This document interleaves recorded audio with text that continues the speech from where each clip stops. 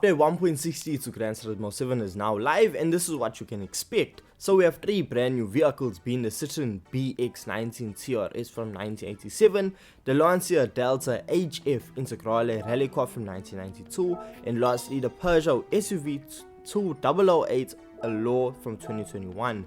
Now the Citroen you can get from the used car dealership, the Lancia from the legendary car dealership, and lastly the Peugeot from Brand Central. Now we also see Gran Turismo Sophie has been implemented around L6 Village. So we have a new circuit that Gran Turismo Sophie can be used around. And you gotta remember, Gran Turismo Sophie is only available on the PS5 version of Gran Turismo 7. Now we see we do have three brand new events, being a Sunday Cup around Willow Springs International Raceway, a World Rally Challenge Group B around Colorado Springs Lake, and lastly a European Sunday Cup 400 around Watkins Glen short course. These events will be working hand in hand with the new vehicles added. Now we see in the cafe we also have a brand new extra menu book for collecting Mercedes Benz. Now this will actually unlock a collector's level 50. In GT Auto we see a whopping 5 brand new engine swaps added to the game, and I'm gonna make a video showing you which engines go into his vehicles. So we have one for the Lexus RCF, the Nissan Silvia K Selection S13 from 1990, we have the Nissan Silvia K's Type S S14 from 1994, we have the 1989 Nissan Fairlady Z300 ZX Twin Turbo 2-seater, as well as the Subaru BRZ S from 2021.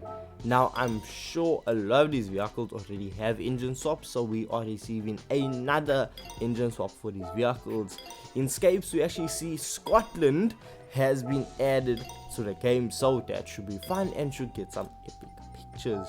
Now that's all of the new additions. Let's go on to the issues that they fixed. Now we see they actually changed the simulation model for the hybrid system on the Nissan GT-R Allium Nismo from 2015. They fixed the display issue with the oil pressure gauge needle on certain cars when switching to cockpit view during lobby/multiplayer events.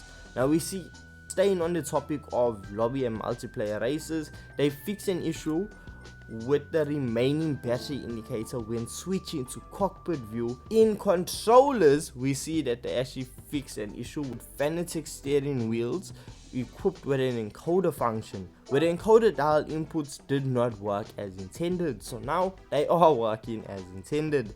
Then we see they actually fixed some stuff in Scapes, which I didn't expect, but apparently you could get into unintended spots during your selected curations, being a chromatic drive around Tokyo Outer Ring and rotate the camera vertically around, I'm not even gonna try and pronounce it, I'm gonna absolutely butcher it, and that's it. That's the entirety of update 1.60.